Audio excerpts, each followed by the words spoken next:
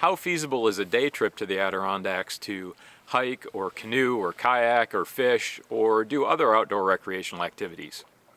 To find out, I will drive my Bolt EUV from Watertown, New York, or actually just a bit south Watertown, New York, to Mount Arab for a day hike. Then we'll see how we do getting home.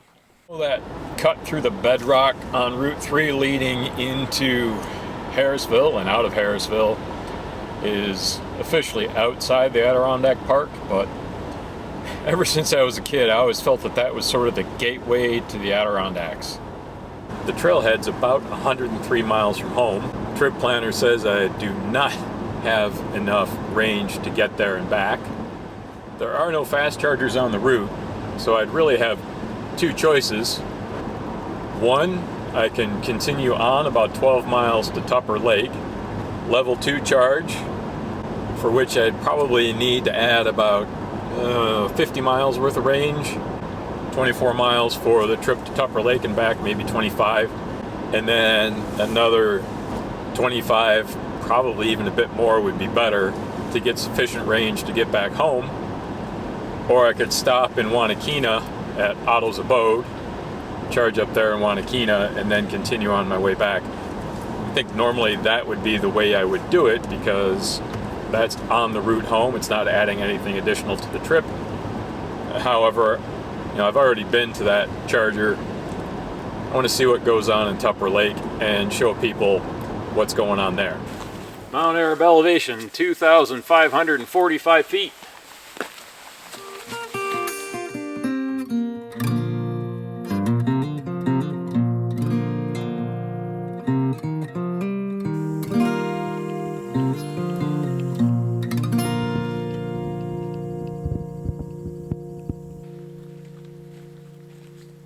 Alright, we're back down from the top of Mount Arab.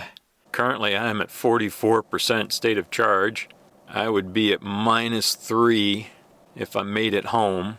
I think, given the time, I'm going to go check out Tupper Lake. I just turned the heat up to 68. We're up to 8 kilowatts. Now the engineers at GM say the heated seats and the steering wheel don't make a difference. Turn the heated seat back on, turn the passenger seat on, turn the steering wheel on, turn the rear defroster on. Nope, that didn't jump back up. So it must have been just an initial draw. But I've lost a mile of estimated range just doing that little experiment. Alright, going east toward Tupper Lake. Back out onto Route 3.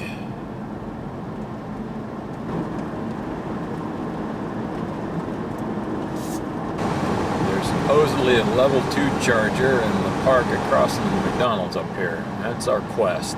Okay, so they're right across from the Dollar General, just at the park entrance. The screen is blank. This is supposedly an EVConnect situation, so let's see. Get my app up.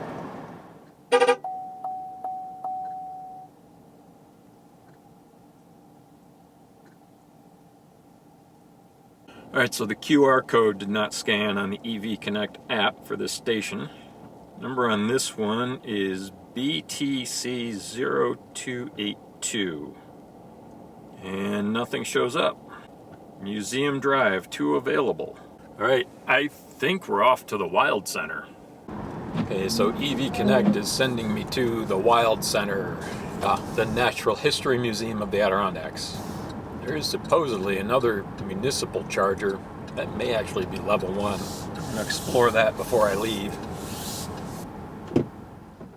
Alright, Zippy is plugged in at the Wild Center. Let's see what kind of juice we're getting when we get in.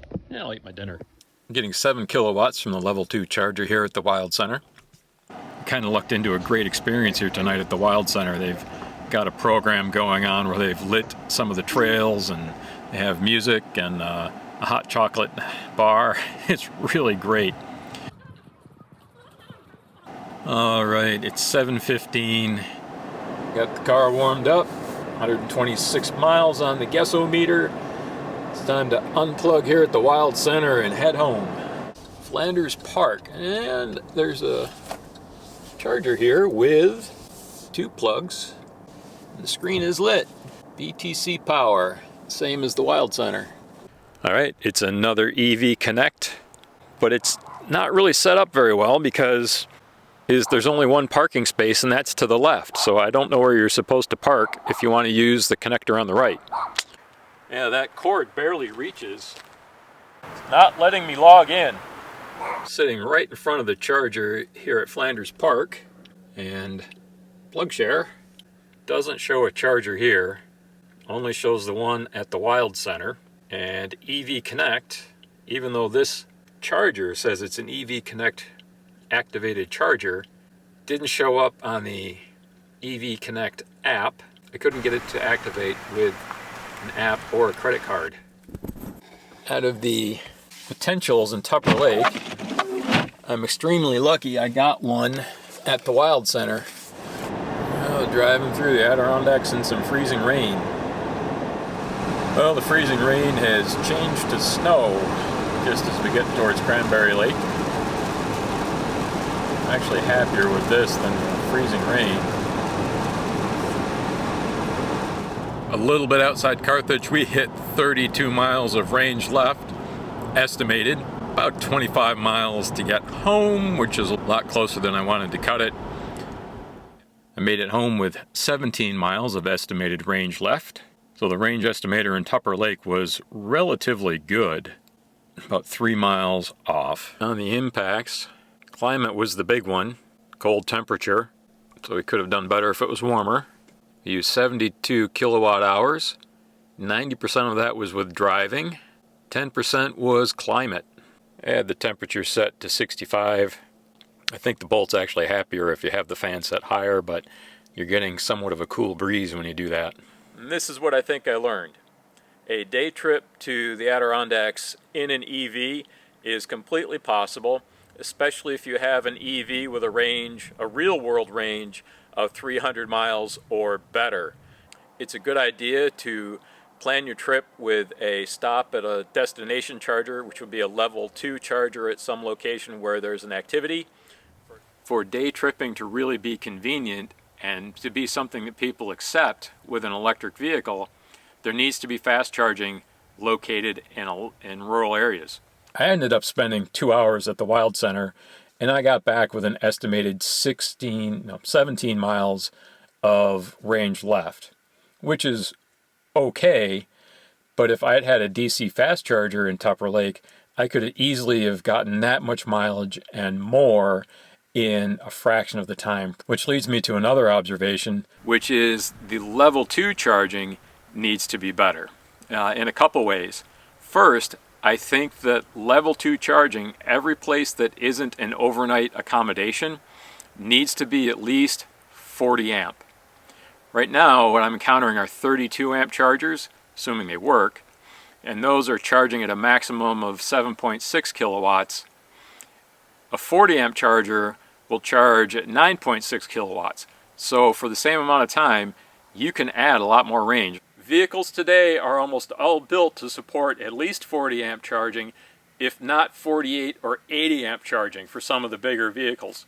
And the batteries and their ability to accept higher amperage are only going to continue to get more advanced. If you are driving a gasoline-powered vehicle from Watertown to Tupper Lake, you'll find multiple gas stations in the city of Watertown. You'll also find a gas station in the village of Black River, in the hamlet of Feltz Mills, in Natural Bridge, in Carthage if you go that way, in Harrisville, in Star Lake. In the summertime, there's one in Cranberry Lake.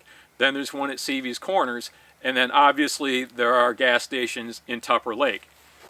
If you're in an electrical vehicle, what you get is one level 2 charger at Otto's Abode in Wanakina. Thank you very much to Nolan for having that there. And then whatever happens to be working in Tupper Lake. And when I was there, that was the Wild Center. Those are your only options, even for level 2 charging, unless you're spending the night at one of the hotels that has a level 2 charger in Tupper Lake.